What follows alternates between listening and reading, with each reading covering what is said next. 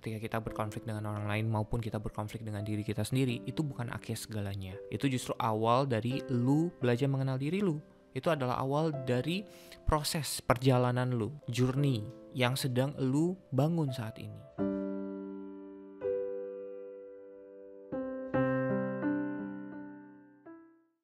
Kalau lu lagi berantem sama pasangan, yang susah itu tuh bukan selesai masalahnya.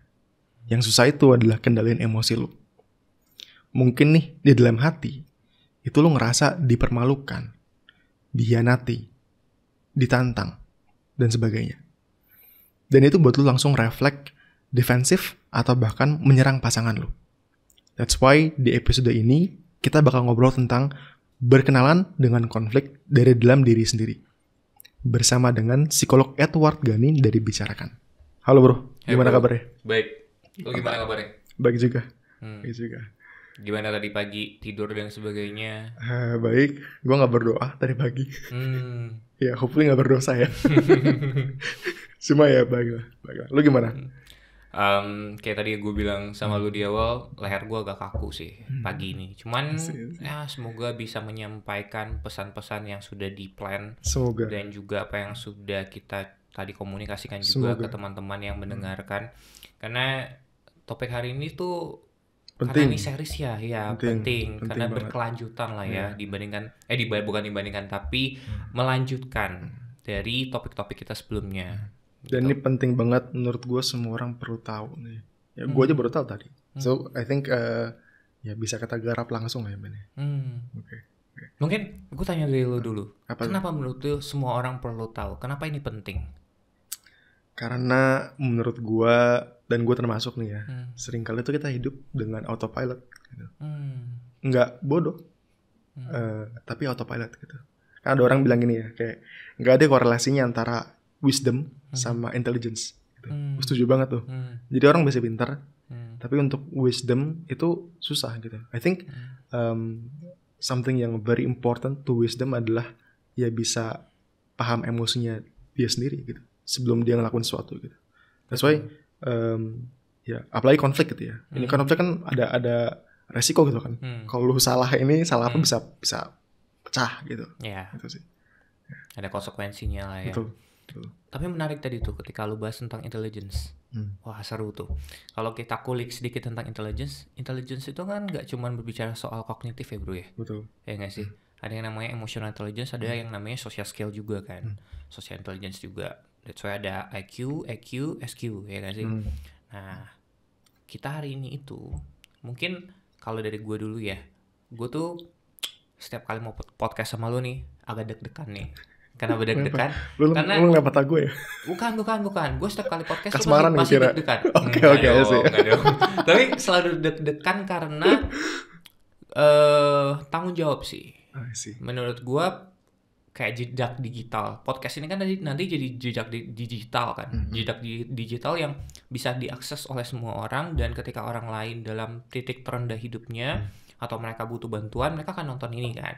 Itu deg-degan sih buat gue, kayak bisa nggak ya gue menyampaikan apa yang sudah gue rencanakan dan sebagainya. Nah cuman gue tuh kemarin ketika bilang ke lu, kayaknya nextnya kita mau bahas tentang konflik nih gitu.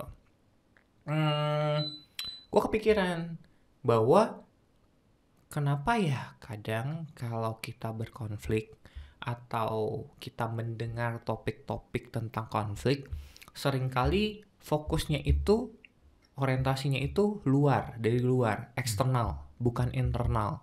Sedangkan bukannya kalau kita berkonflik sama orang lain, misalnya gue lagi nggak suka nih sama lu nih, kita lagi slack gitu kan, bukankah sebenarnya gue lagi berkonflik sama diri gue, bukan sama lu?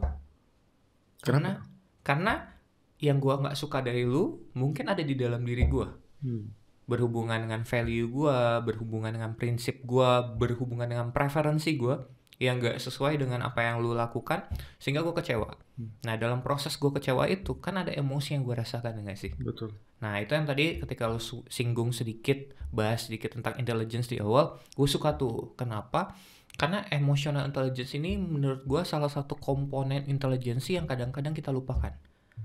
Kita berfokus pada aspek kognitif saja, padahal kematangan emosional itu akan sangat mempengaruhi kualitas relasi dan juga kualitas hidup manusia. Gue setuju banget. Iya kan?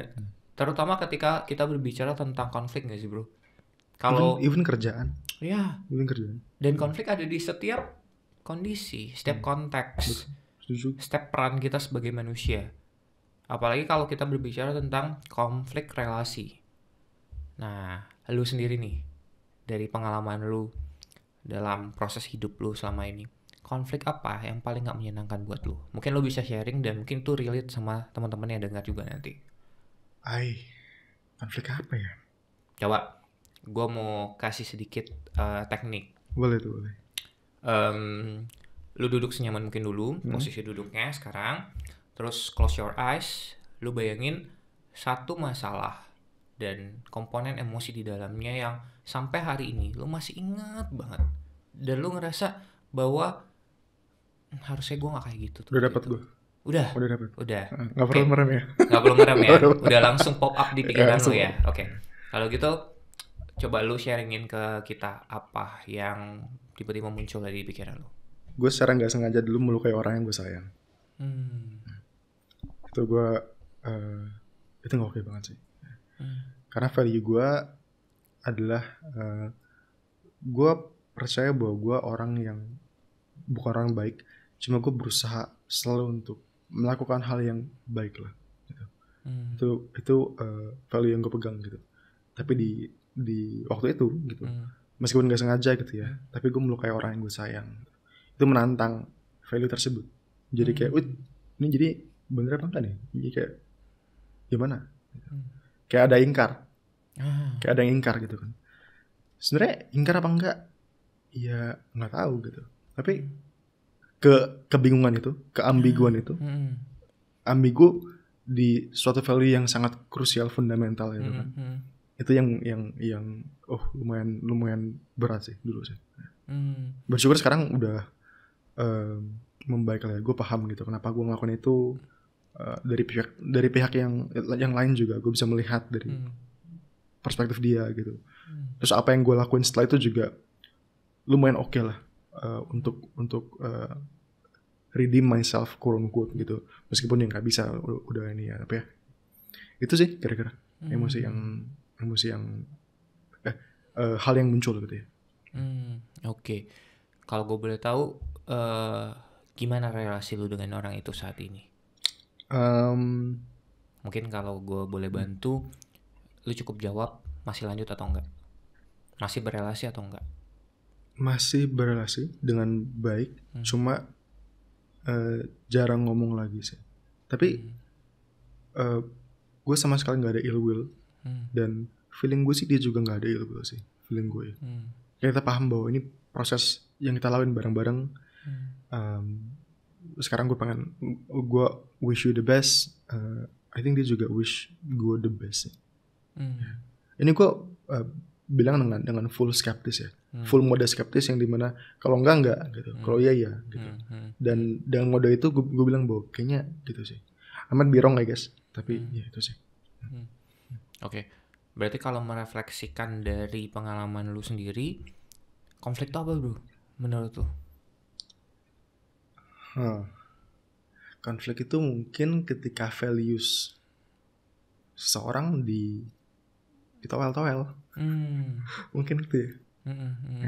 Ada perbedaan values gitu ya. Beda values. Ya.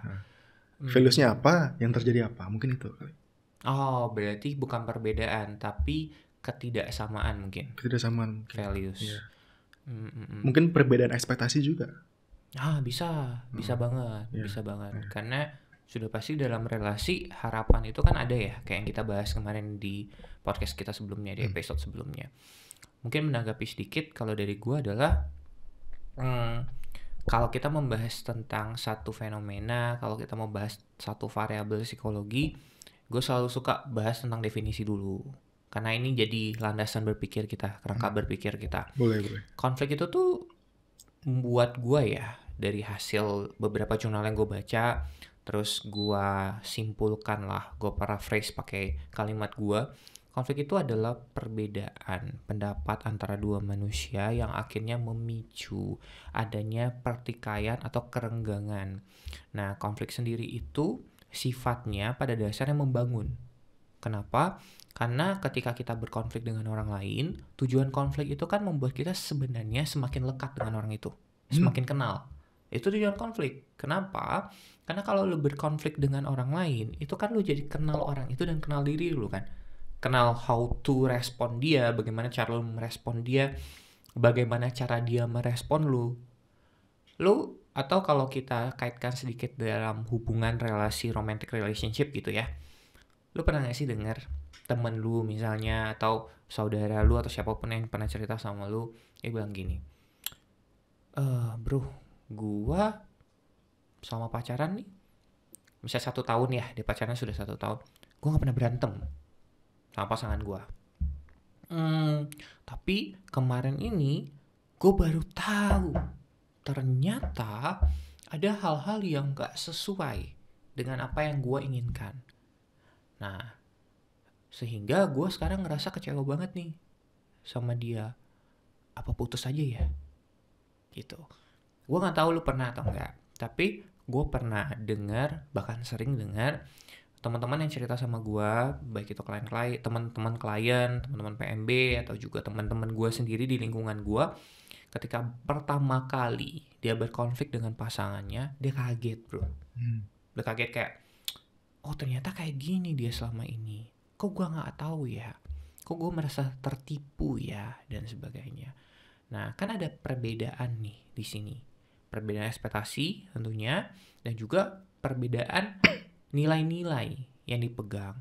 Nah, seringkali ketika pertama kali, kata kuncinya ini, pertama kali, kita tuh kecewa bukan sama masalahnya, tapi sama harapan yang sudah kita bangun di situ. Nah, harapan itu kan sumbernya dari dalam diri ya. Juga. Ya nggak sih? Yeah. Emosi kita, perasaan kita, idealisme kita, pikiran kita, atau harapan-harapan yang sudah kita bangun di situ. Runtuh semua. Itu akhirnya membuat konflik itu sulit kita terima. Karena kalau kita berbicara tentang konflik, kita juga perlu membahas tentang penerimaan. Karena gue suka banget tentang statement yang bilang bahwa nggak semua konflik itu ada problem solvingnya, ada solvingnya, ada solve-nya. Gue setuju. Karena apa? Karena waktu gue kecil ya, gue tereksposnya dengan kata-kata semua masalah tuh bisa diomongin semua masalah tuh ada jalan keluarnya. Lo pernah gak dengar kata-kata kayak gitu? Pernah. Sering pasti ya gak sih, kayak itu lingkungan sosial kita tuh sering yang ngomong gitu lah ketika kita misalnya minta pendapat. Dan itu sangat penting. Sangat penting. Betul. Iya. Cuman menurut gue kalau kita refleksikan lagi ke diri kita masing-masing, ada konflik-konflik yang gak ada jalan keluarnya. Atau lebih tepatnya jalan keluarnya itu adalah penerimaan. Tinggal lu mau terima atau enggak nih. Make sense. Ya, tapi sorry bro, boleh gak diulang lagi definisi konflik? Definisi konflik itu adalah perbedaan pendapat antara dua manusia yang biasanya memicu kerenggangan.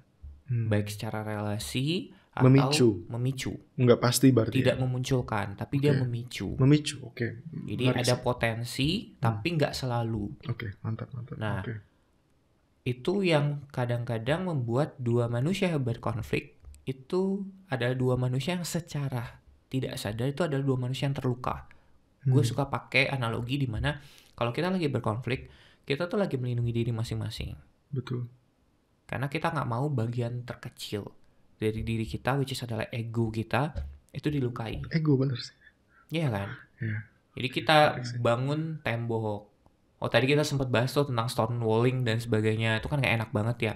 Nah, teman-teman pasti familiar banget nih. Gue yakin teman-teman yang dengerin podcast kita familiar banget dengan silent treatment. Pasti stonewalling mungkin beberapa familiar. Atau apalagi sih bro, manipulatif ya, gaslight dan sebagainya, ya, relasi-relasi nggak sehat lah. Gue rasa cara-cara itu dipakai karena individu itu merasa terancam. Selain karena sudah terbiasa dan itu cara yang dia tahu ya, Tapi bisa juga karena dia nggak nyaman sama emosi yang di dalam. Ya nggak sih? Kenapa kita men-silent treatment orang lain? Kenapa kita mendiamkan orang lain? Karena kalau kita ajak dia ngomong terus, satu mungkin kita nggak siap. Kita nggak siap untuk berkomunikasi sama dia. Kedua, kita nggak siap dengan emosi yang bergejolak. Karena dinamika emosi di dalam diri itu luar biasa. Apalagi kalau konfliknya ini berhubungan dengan isu-isu yang sifatnya personal sekali. Prinsip hidup misalnya. Terus dilanggar, dikecewakan. Itu kan pasti, wah, konfliknya luar biasa di sini nih. Mungkin lihat orangnya aja, kita bisa langsung nangis. Kita bisa langsung berteriak. Maunya tuh pukul dia dan sebagainya, menyakiti. Karena kita gak nyaman dengan emosi yang di dalam. Atau dia mau lari aja. Atau mau kabur aja, betul. Atau nggak bisa ngapa-ngapain, nge-freeze aja. Pakai konsep dasar lah, fight, flight, freeze kan. Karena amigdala kita tuh langsung tong kayak bekerja langsung kan. Ketika sudah berbicara tentang konflik. Nah, mungkin sampai sini dulu lu ada yang mau ditanyain nggak tentang? Nah, tapi gue suka banget sih definisi memicu tuh, gue suka banget sih. At least ada harapan berarti kan. Betul. Yang penting tuh, jangan di skip tuh. Iya. Dan gue setuju sama berarti semua yang lu bilang sih barusan ya. Amigdala langsung toeng, itu gue setuju banget sih. Karena gue nggak tahu ya kalau lu gimana, tapi kalau gue sering melihat bahwa ketika kita berkonflik dengan orang lain dan kita sudah dibiasakan sejak kita kecil bahwa konflik itu bukan sesuatu skill yang diajarkan. Jadi waktu kecil tuh kalau gue ketika berkonflik sama orang lain, ada dua hal yang gue lakukan. Antara pertama gue cari masalah terus. Kayak gue mau cari atensi dia nih gitu. Kayak notice gue dong, kita lagi ada masalah nih gitu. Atau kedua, gue kabur. Gitu. Gue malas capek gitu. Nah, itu kan sebenarnya cara hidup yang kita sudah tahu dari kecil. Dan itu juga diturunkan gitu loh. Karena kita lihat orang tua kita, orang dewasa melakukan cara-cara yang sama.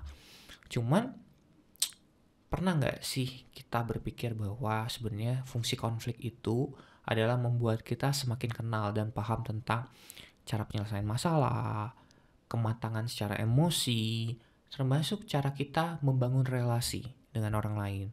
Karena konflik itu justru menurut gue bukan bikin lu disconnect to people, tapi malah bikin lu connected to people. Dengan catatan, konflik ini itu adalah konflik yang diselesaikan dan konflik yang lu bangun atau lu sedang berkonflik dengan orang yang penting buat lu. Karena kan konflik in general banget ya bro, general banget gitu. Kalau secara umum ya mungkin ada orang-orang yang ketika kita berkonflik kita nggak bisa toleransi, ya udah kita tinggalkan orang itu atau kita mengakhiri hubungan dengan orang itu. Salah nggak sih? Nggak juga. Karena kenapa gue bilang konflik itu fungsinya adalah mengenal diri. Mengenal diri it means berarti lu tahu garis batas dan juga kapasitas diri. Okay. Lu kuat gak nih? Lu bisa gak nih?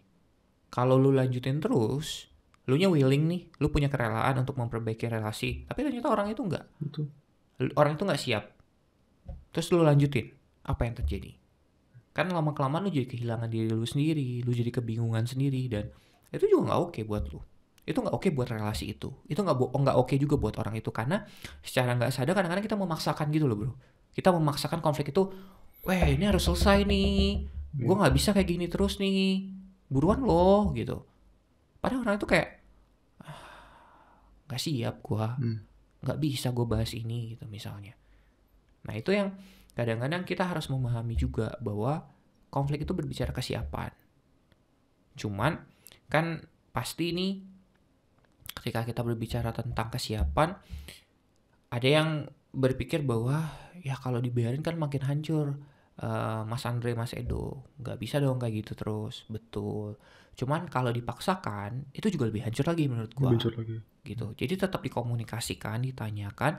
Tapi kalaupun jawaban dia nggak sesuai dengan ekspektasi lu, itu kan kadang-kadang ya kalau kita berkonflik sama orang, terus kita udah tanya sama dia nih, kenapa lu kayak gitu? Misalnya, terus dia jawab karena ini, terus pikiran kita udah langsung menolak gitu, udah nge-counter di sini. Bohong lah, nggak mungkin kayak gitu, nih alasan doang nih, bla bla bla bla. Kita nggak puas dong sama jawaban dia, kita langsung serang balik. Ada nggak kira-kira resolusinya kalau kayak gitu? Nggak ada, karena muter-muter terus kan. Masalahnya nggak kelar.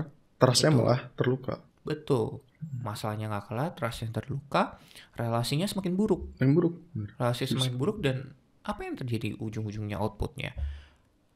Relasi itu bertahan bukan karena kebutuhan masing-masing, tapi karena ada obsesi yang ingin dipuaskan di situ. Berbicara tentang konflik itu, pengen ini terjawab, ini harus terjawab, ini harus terjawab, ini harus terjawab gitu. Padahal mungkin kita perlu lihat ke dalam diri kita. Jadi jangan cuma tunjuk keluar terus, tapi tunjuk ke dalam. Apa yang lu rasakan? Apa yang membuat lu kecewa? Kenapa kalau nggak sesuai ekspektasi? Gue rasa itu yang perlu ditanyakan ke dalam diri. Karena kalau kita bisa berdamai dengan diri sendiri, penerimaan itu akan ada. Acceptance itu akan ada, termasuk dalam konflik. Karena gue rasa lu sering dengar, teman-teman juga sering dengar tentang toleransi dan kompromi dalam sebuah hubungan. Itu fondasi yang sangat penting gitu. Itu kayak landasan sebuah hubungan. Tapi gue rasa toleransi dan kompromi ini tidak akan bisa ada atau diaplikasikan ketika kita belum paham dengan apa yang kita rasakan, apa yang mungkin membuat kita terluka, value kita apa, prinsip kita apa. Itu yang perlu digali dulu. Itu yang perlu dikenali menurut gue. Oke. Boleh gak bro, gue pushback sedikit? Boleh. Coba ya, gue play devil's advocate ya. Boleh. Gue bukan gak setuju. Cuma gue ada kepikiran something sih. Jadi gue ini adalah orang yang dulunya suka maksain untuk dibicarain gitu. Nggak tau lu gitu gak? Sekarang gak? Sekarang dulu iya. Dulu iya, sempet ya? Dulu sempet. Gue sekarang juga nggak gitu banget, cuma dulu gue gitu banget tuh. Di kepala gue bicara itu adalah sakral gitu. Penting banget ada ini makanya. Ada bicarakan. Betul. Tapi benar-benar sakral gitu buat gue gitu. Sangat penting. Dan semua masalah bisa gue kelarin dengan cara gue bicarain gitu. Dan faktanya adalah bisa. Tapi ada tapinya. Ya gue hidup sendiri dulu. Jadi basically gue freelancer kan. Gue punya teman. Cuma hard boundaries di mana gue sama teman-teman ketawa-ketawa. Kalau gue udah mau kerja atau mau hal yang serius ya gue sendiri gitu. But at some point gue kan kerja bareng orang lain ya kan. Terus gue inilah ya kan. Nah begitu gue mengaplikasikan cara gue problem solving sendiri dengan cara bicara. Gue bicara sendiri basically dulu tuh. Jadi kayak oke, gue punya masalah ini, gue cukup literally bicara untuk solve problemnya gitu. Nah begitu ada faktor lain nih, orang lain yang masuk ke dalam hidup gue, dan gue terapin cara yang sama. Itulah dimana hubungan-hubungan gue mulai berantakan tuh. Bukan berantakan tapi terganggu karena itu. Gue mulai kayak, oh kok nggak works ya, kenapa ya? Gue kayak ada satu orang yang gue ingat gitu, kayak gue bilang gitu, kenapa sih kamu nggak bilangin sama aku? Kenapa kamu nggak bilang aja, kita bicarain aja, apa gitu, kenapa harus begini sih? Dan ini berulang kali terjadi terus gitu. Di saat itu gue menyalahkan, jujur ya, gue menyalahkan dia gitu, kayak, dan definitely ada porsi di mana itu salah dia gitu, menurut gue. Gitu. Tapi ya lu mau nyalahin dia nggak apa-apa, tapi apakah masalahnya kelar? Enggak gitu. Apakah objektifnya tercapai? Ya enggak. So itulah dimana gue mulai belajar bahwa ya nggak bisa gitu. Untuk dipaksain gini tuh nggak works gitu. Nah tapi yang mau gue pushback adalah toleransi dan kompromi itu fondasi. I don't think itu fondasi sih. Mungkin salah satu pilar yang penting, setuju gue. Cuma apakah itu modalnya? Kayaknya enggak deh. Karena gue lumayan skeptis ya di sini ya. Gue lumayan percaya bahwa manusia itu punya kebutuhan gitu. Dan kalau kebutuhannya nggak terpenuhi, nggak peduli seberapa sabar orang itu atau seberapa mahir bertoleransi atau berkompromi orang itu, pasti ada titik breaking pointnya sih. Di mana dia bakal pecah gitu basically. Menurut lu gimana tuh? Gue setuju bahwa mungkin dia bukan satu-satunya atau dua pondasi utama, benar. Ada pondasi-pondasi lainnya. Tapi toleransi dan kompromi yang selalu gue tekankan di sini itu bukan ke orang lain dulu, tapi ke diri sendiri dulu. Wah, ini beda lagi nih. Karena toleransi kompromi itu nggak akan bisa lu implementasikan ke orang lain kalau lu nggak toleransi dan kompromi ke diri lu dulu dong. Menarik. Kalau itu berbicara tentang emosi, ya lu bertoleransi dengan emosi yang ada. Lu bertoleransi dengan kekecewaan lu di situ. Oh, paham gue. Sebelum lu masuk ke orang lain. Jadi kebilang nggak apa-apa kalau lu kecewa saat ini, nggak apa kalau lu merasa marah atau kayak gitu ya. Perasaan lu sendiri, bukan orangnya gitu. Sih. Karena seringkali kita kan berpikir bahwa toleransi dan kompromi itu berkaitan dengan orang lain. Kita nerima orang lain, kita misalnya belajar untuk tahu kekurangan dia dan ya udah jangan dituntut dan sebagainya, itu limitasi dia. Betul, itu tidak salah. Cuman kembali lagi dalam proses itu pasti ada perasaan yang nggak menyenangkan dong di dalam diri. Itu juga perlu kita toleransi. Bener. Nggak cuma dari eksternalnya aja tapi internalnya juga. Menerima perasaan itu adalah sebuah perbuatan toleransi. Betul. Perasaan itu. Ya. Betul. Apalagi kalau kita berbicara ketika kita mau berkomunikasi dengan orang lain. Pertama yang gue mau tanyakan sama lo, mungkin kalau kita sedikit membahas cerita lo tadi, orang yang berkonflik sama lo ini nih, dulu sebelum masalah ini ada, dia cerita nggak sama lo? Dia suka cerita nggak sama lo? Dia bisa membahas hal-hal personal di dalam dirinya nggak ke lo? Bisa cuma minim. Berarti kan mungkin memang dia sulit mengutarakan apa yang dia pikirkan dan dia rasakan dong. Memang sulit.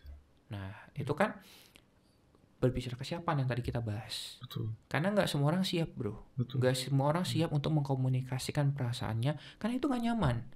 Itu sangat tidak nyaman. Makanya kalau kita berbicara tentang problem solving, skill ini tuh berbicara tentang pembelajaran.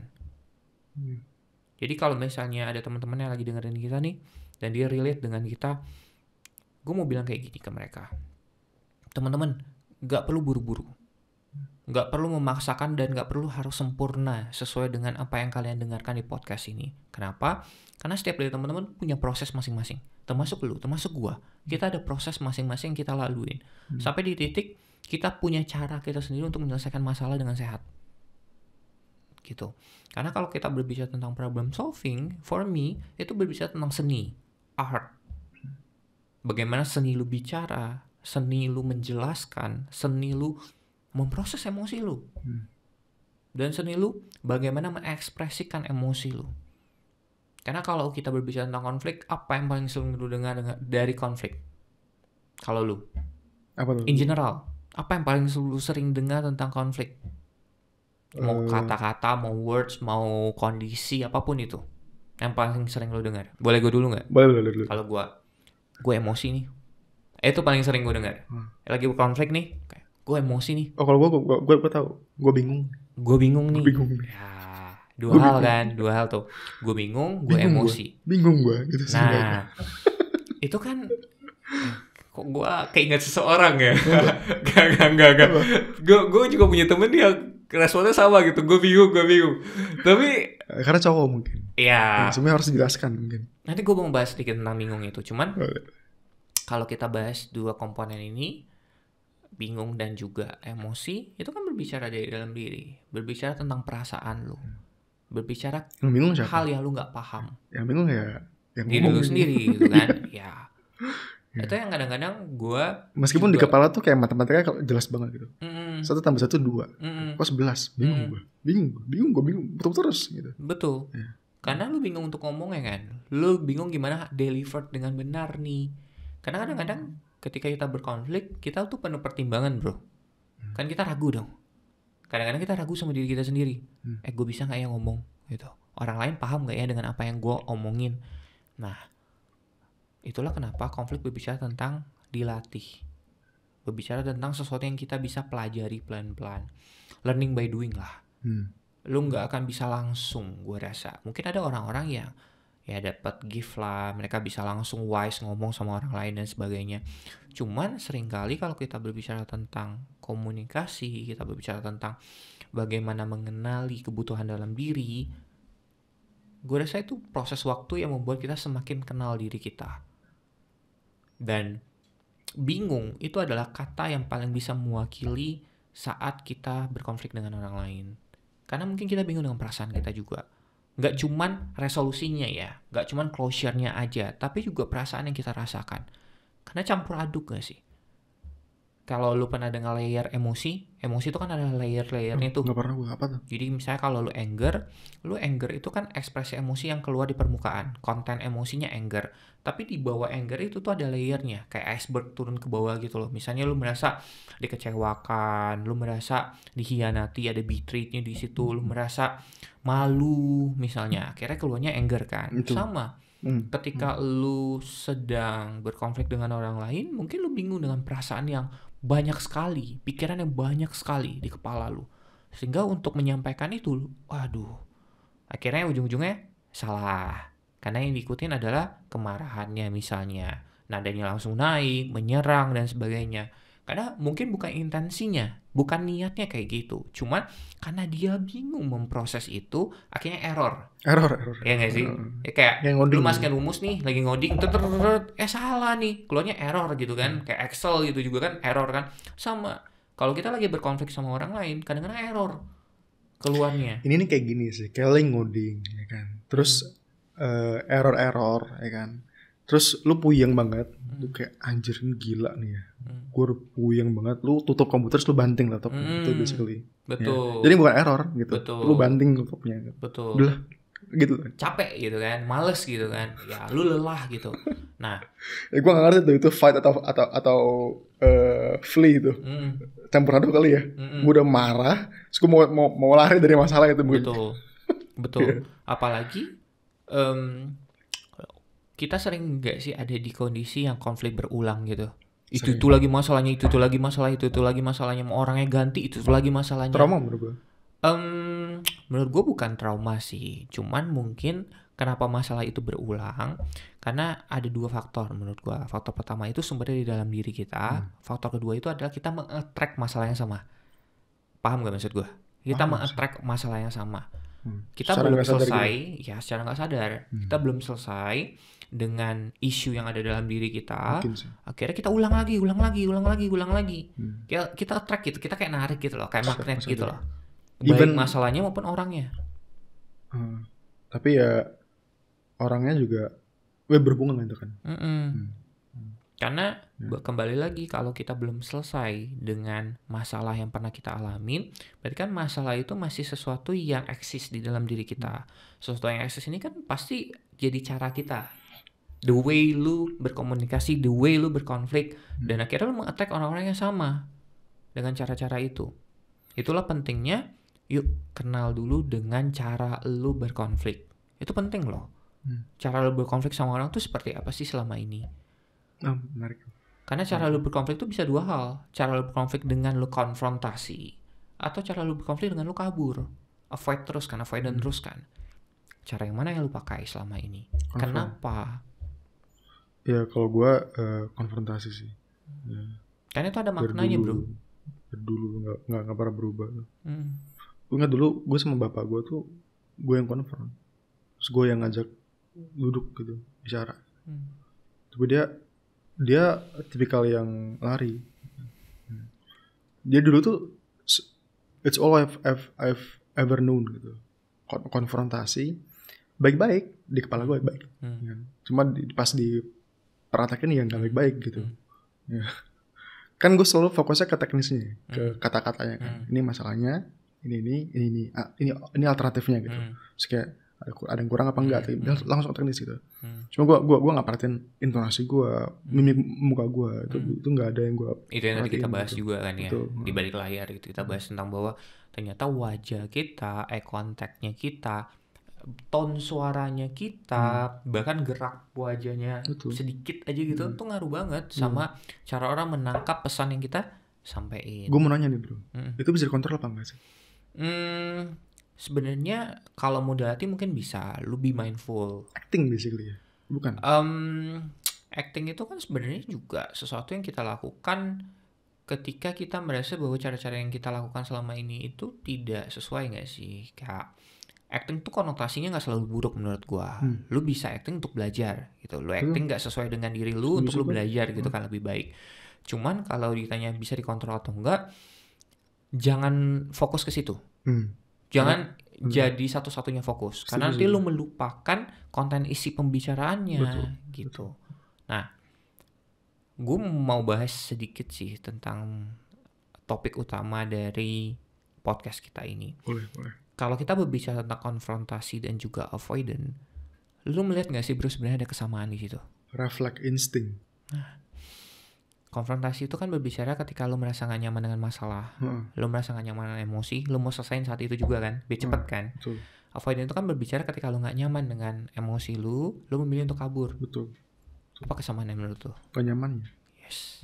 Berarti ada ketidaknyaman emosi yang dirasakan, tapi respon yang dimunculkan oleh masing-masing individu berbeda-beda. Ya gak sih?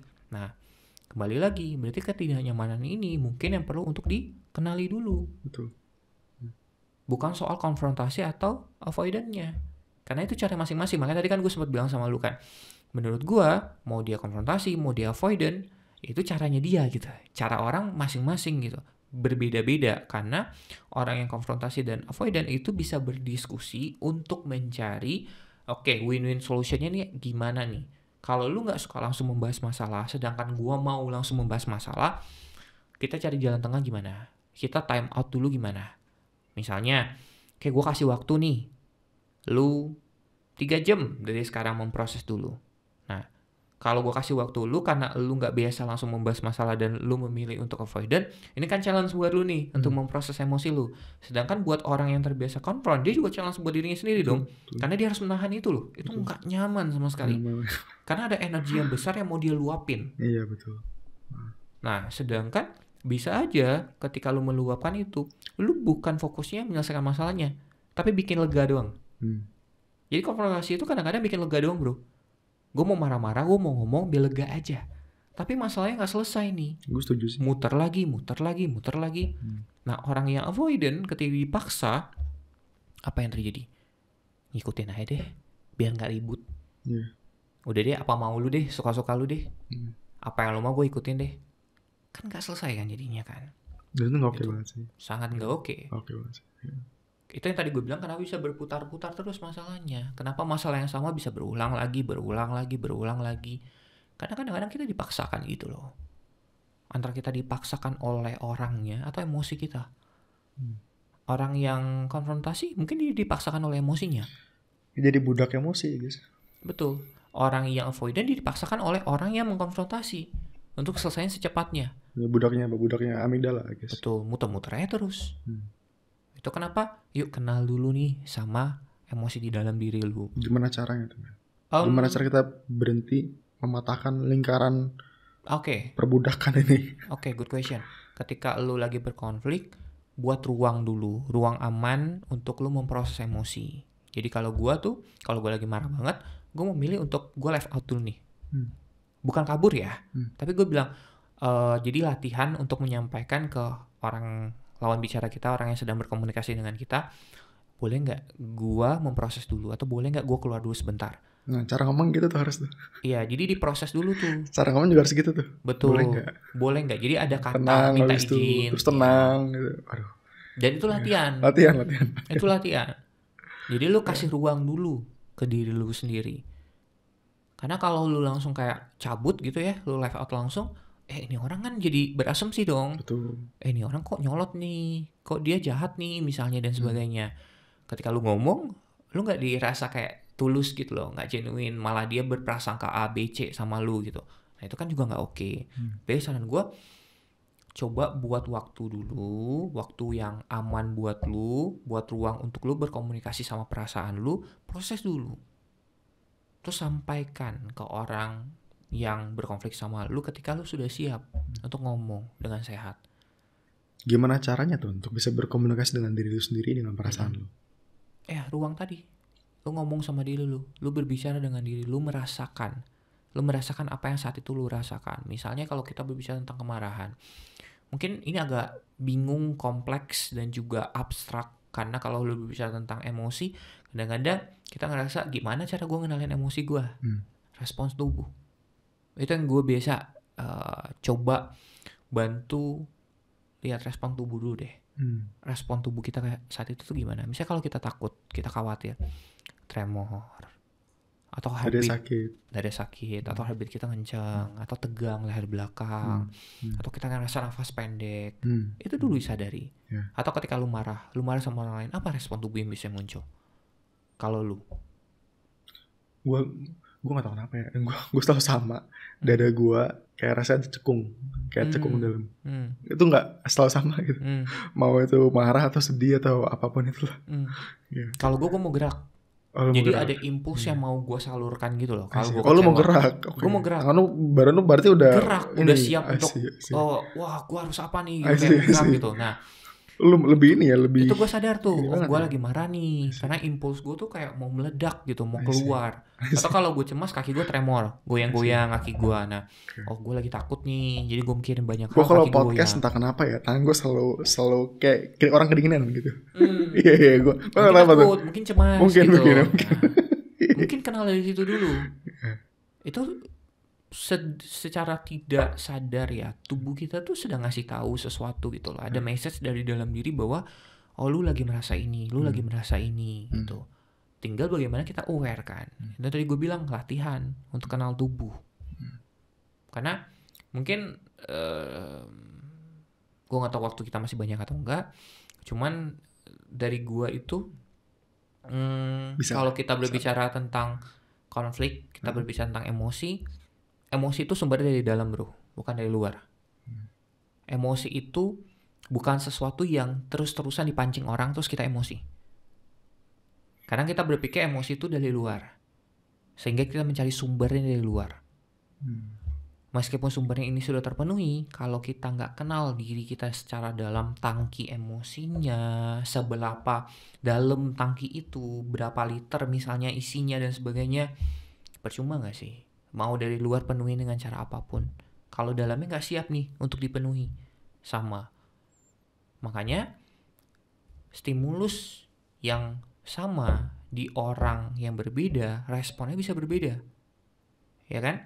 Misalnya ada orang yang tiba-tiba menyinggung kita, respon Andre dan respon Edo itu bisa beda loh. Bisa sangat berbeda gitu. Pastinya. Nah, itu juga dipengaruhi dari bagaimana cara Andre dan Edo memproses emosinya sehingga memunculkan respon untuk disampaikan ke orang lain. Gitu. Itulah pentingnya kenapa yuk kenal dulu diri lu di dalam. Emosi lu seperti apa? Kadang-kadang kita depends emosi kita ke orang lain terus gitu, menggantungkan emosi kita ke orang lain, kebahagiaan kita ke orang lain. Sehingga kita ketika kita berbicara konflik, kita merasa kebahagiaan kita direnggut. Itu bahasa yang bisa gue pakai lah. Kebahagiaan kita diambil oleh orang itu. Ketenangan kita diambil oleh orang itu. Padahal sebenarnya orang itu kan ngambil kok. Lu yang ngambil kebahagiaan lu sendiri. Betul. Gitu. Sadar maupun gak sadar. Betul. Obviously gak sadar lah. Masa kali sadar. Betul.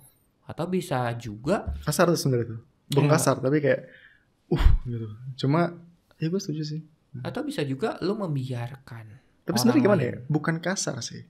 Justru itu memerdekakan gak sih? Karena itu berarti yang pegang setir lu doang. Jadi orang lain gak bisa gitu.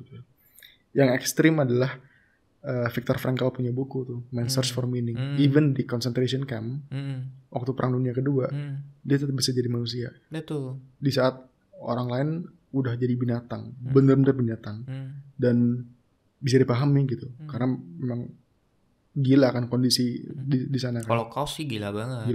Kalau baca, gue pas bacanya merinding parah banget. Makannya. Bukunya yang lo baca Viktor Frankl pula. Viktor Frankl, Search for Meaning. Masih nggak ada papanya. Lu baca yang apa? Nazi yang? Gue belum baca, gue nggak berani baca, bro. Gulag Archipelago. Waduh. Apa itu? Detailnya, katanya 3 volume, printnya fontnya 8, terus bukunya sebel ini, fontnya 8 atau kecil banget lah pokoknya. Jadi isinya? detail yang dialamin. Namanya Alexander Solzhenitsyn.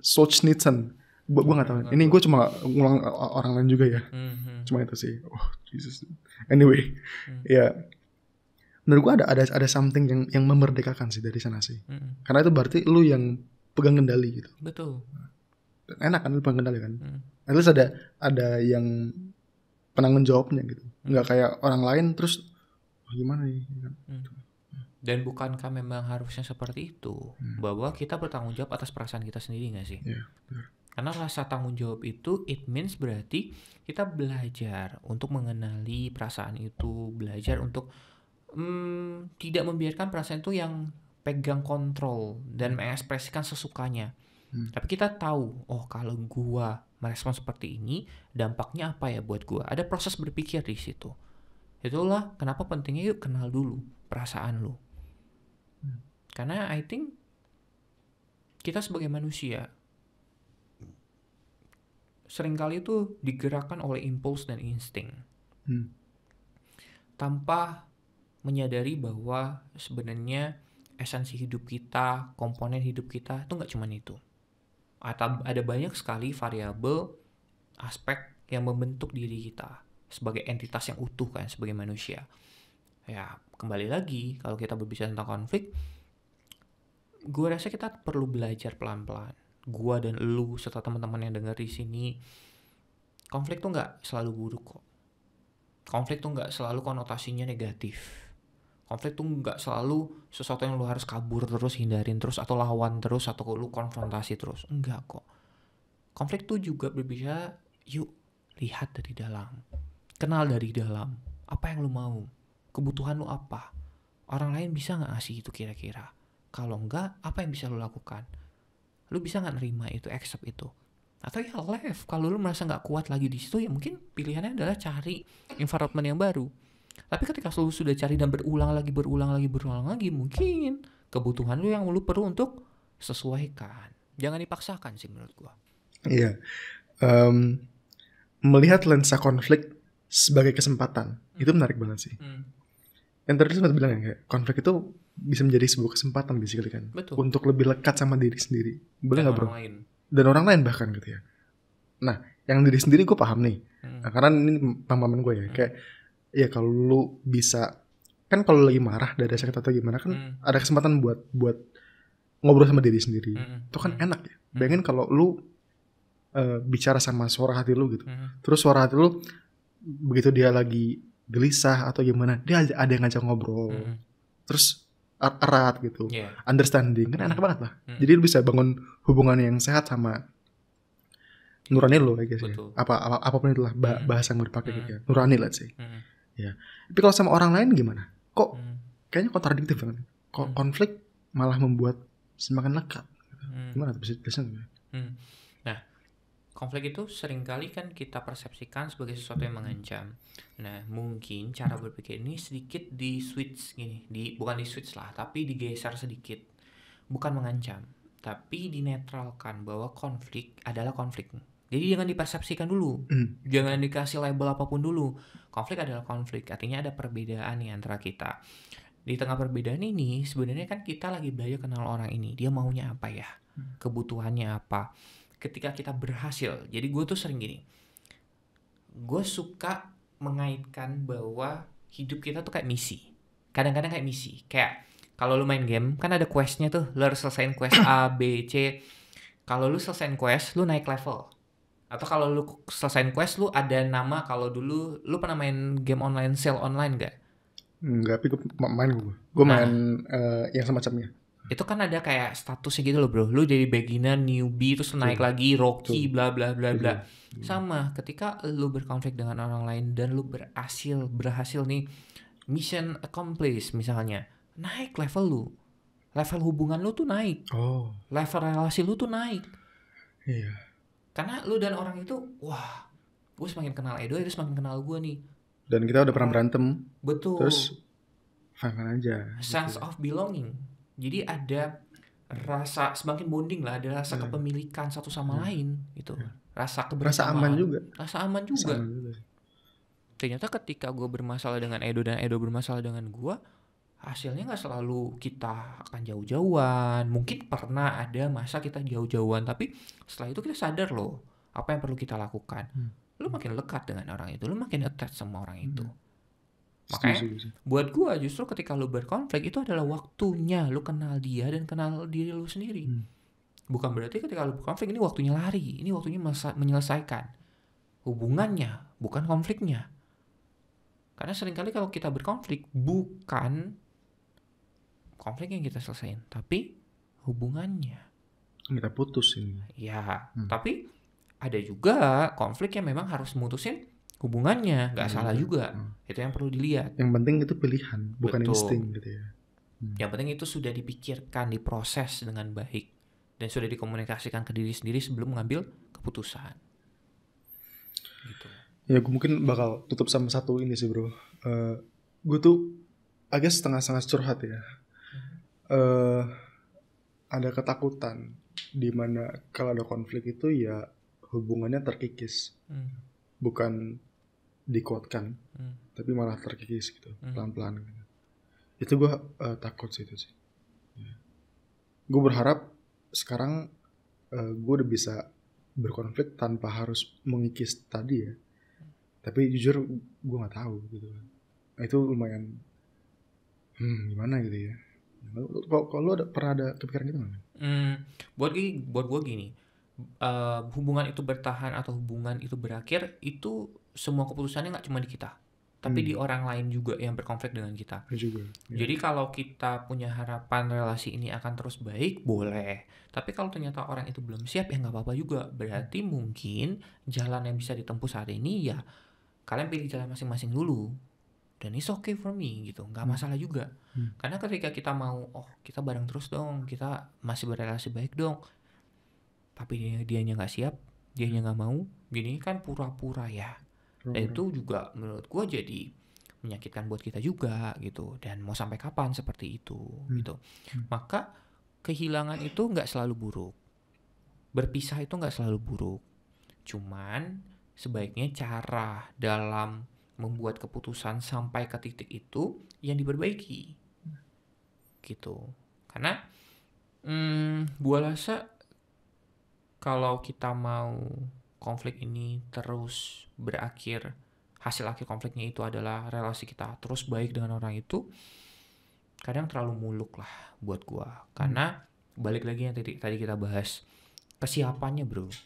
Kalau orang itu nggak siap, lu paksain, atau diri lu sendiri sebenarnya nggak siap, tapi lu karena mau aja, lu nggak enak aja, lu mau daripada ribut nih, nggak nyaman nih, udahlah baik-baik aja. Ya hanya mengcover sementara lah. Nanti berulang lagi. Jadi kembali lagi, kalau memang hubungannya perlu terkikis untuk lebih tajam, ya nggak apa-apa. Kan fungsinya ngikis gitu, untuk lebih tajam kan? Ya nggak apa-apa. Ya boleh. Ngikis kan nggak harus buruk. I see, paham gue. Tergantung konotasinya, konteksnya apa. Boleh. Gila, itu bagus banget bro. Gila. Konteksnya kemana gitu. Buat gue personally sih bagus sih, karena kan analogi gue ya. But anyway, hopefully yang dengerin juga bisa paham ya. Gue tahu bahwa gue melewati banyak proses nih untuk bisa kayak gini nih. Dan kayak gini aja masih jauh kayak ini. Tapi ya harapan gue sih yang dengerin bisa relate sih. Ya, sama ini sih. Gue berharap banget sih. Menurut gue banyak sakit dan penderitaan yang bisa hindarkan kalau orang tuh paham tentang hal ini sih. Oke, dari gue sih itu aja men. Dari lu gimana? Ada lagi nggak? Cukup gue. Let's say pesan penutup lah. Pesan penutup. Untuk orang di luar sana gitu ya. Bukan kata-kata terakhir berarti. Oh iya, jangan. Pesan penutup, konklusi. Mau apa ini mau resign? Kata-kata terakhir kan. Iya, terakhir. Konklusi. Mungkin dari gue ini sih. Teman-teman yang lagi dengerin kita dimanapun dan sedang dalam kondisi apapun, gue rasa setiap dari teman-teman punya pertimbangan sendiri dan juga punya frame sendiri dalam melihat konflik. Gue pun begitu, Andre pun begitu. Tapi gue rasa kita juga punya ruang untuk belajar bahwa ketika kita berkonflik dengan orang lain maupun kita berkonflik dengan diri kita sendiri, itu bukan akhir segalanya. Itu justru awal dari lu belajar mengenal diri lu. Itu adalah awal dari proses perjalanan lu, journey yang sedang lu bangun saat ini, yang sedang lu jalani saat ini. Maka explore, discover, temukan diri lu, temukan cara-cara yang tepat buat lu, dan jangan lupa bahwa emosi yang lu rasakan ketika berkonflik itu gak harus lu lawan terus kok. Hanya cukup lu terima, lu sadari, lu pahami bahwa itu ada dan eksis di dalam diri lu. Tapi gak harus diikutin kan? Karena your emotion not define who you are. Your thought not define who you are. Jadi sekarang bagaimana belajar untuk aku menyadari emosiku, aku paham emosiku, aku paham bahwa konflik ini tidak enak, tapi apa yang baik buatku? Apa yang aku butuhkan? Jadi fokusnya lebih baik pada resolusinya. Karena resolusi itu adalah the way bagaimana manusia belajar untuk terus mempertahankan kualitas hubungan dengan orang lain. Gue rasa dari gue gitu. Oke, mantap. Kita spam dulu lah.